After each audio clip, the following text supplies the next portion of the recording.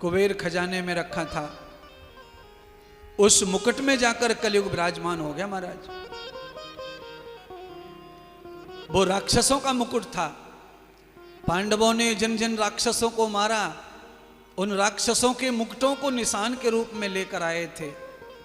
उस कलयुग को मौका मिल गया और उस धन में जाकर प्रवेश हो गया। जो धन घर पे जाकर राजा ने खोल कर देखा, चमकता दमकता मुकुट राजा को दिखा। राजा ने सिर पे पधार लिया। अरे ये मुकुट बक्से में क्या शोभा देता है, ये मुकुट तो मेरे सिर पर शोभा देगा।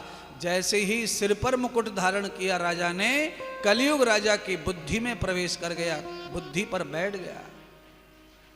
बंधुओं, ये सम्मान की जो पगड़ियां बंधती हैं लोगों के, ये कलयुग को लाने में बहुत सहायता करती हैं। खोपड़ी में आदमी को पगड़ी का, पाग का, मुकुट का अगर अभिमान हो जाए तो समझ लो कलयुग आ गया।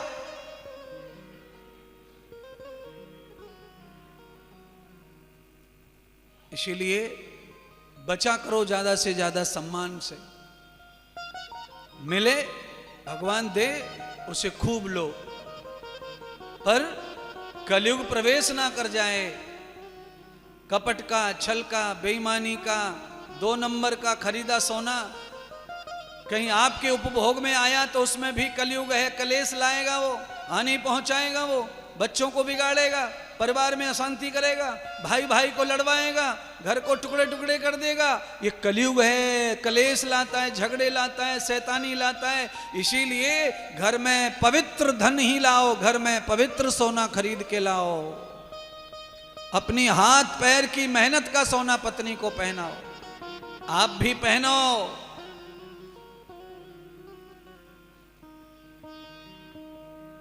क्यों? कलयुग है उसमें। अपवित्र सोने में कलयुग है, चोरी का सोना कलयुग है। महाराज, ये चंबिल के जंगलों में पहले डाकुओं के बारे में बड़ी बड़ी कथाएं होती थी, बड़े बड़े इतिहास, फिल्में बनती थी चंबिल के डाकुओं की। वो भी बहुत सोना ले जाते थे उठा उठा के, घोड़ों पे लाद कर, पर उनको खाने को रोटियां नहीं मिलती थी, क्योंकि चोरी का सोना कभी काम आता नहीं है महाराज।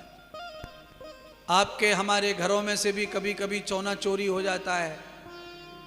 चोरी हो गया सोना, आपको हानि पहुंच गई, पर जो चोर चोरी करके सोने को ले गया है, काम उसके भी सोना नहीं आता है। उसे भी दारूड़ा बना देता है, उसे भी ज्वाहरी बना देता है, उसे अय्यास बना देता है सोना, क्योंकि कलयुग है सोने में। चोरी का सोना, चोरी का धन, चोरी का भोजन कभी शांति से कोई खा सकता नहीं है। आपने देखा होगा कुत्ते को, कभी कभी कुत्ता चोरी करके रोटी लेके भागता है तो उसे खाता नहीं है, भागता जाता है, भागता जाता है, भागता जाता है, और किसी कोने कांथड़े में गली में जाके रोटी को छुपा देता है।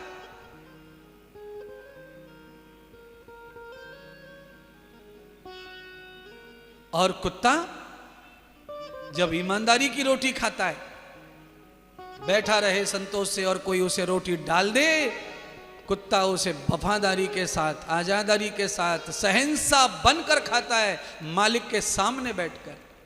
चोरी की रोटी में, ईमानदारी की रोटी में तो कुत्ता फर्क बता रहा है। कुत्ता बेचैन हो जाता है चोरी चुरा कर रोटी को, भागता फिरता है गली को मोहल्ले।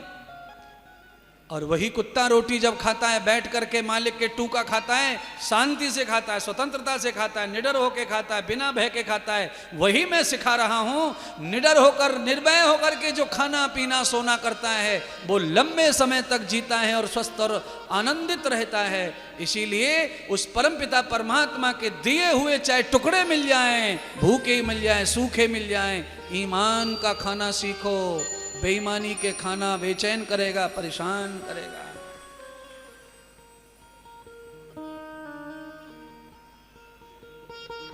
राजा की बुद्धि में कलयुग बैठ गया तो राजा के विचार कैसे हो गए? कलयुग वाले, कुलुषित, दूषित विचार हो गए राजा के। राजा ने घोड़ा निकाल लिया, राजा ने तर्कमान निकाल लिया, राजा ने तीर निकाल लिया, राजा ने धनुष निकाल लिया, राजा ने खड़क निकाल लिया, राजा ने चाकू छुरी तलवार निकाल ली और सब राजा लदकर हथियारों से जंगल की ओर दौड़ पड़ा। राजा, जो राजा दयालु था, जो राजा हस्तिनापुर का धर्मात्मा राजा था, चक्रवर्ती राजा, आज घोड़े पे सवार होकर जंगल में शिकार खेलने के लिए चल पड़ा महाराज।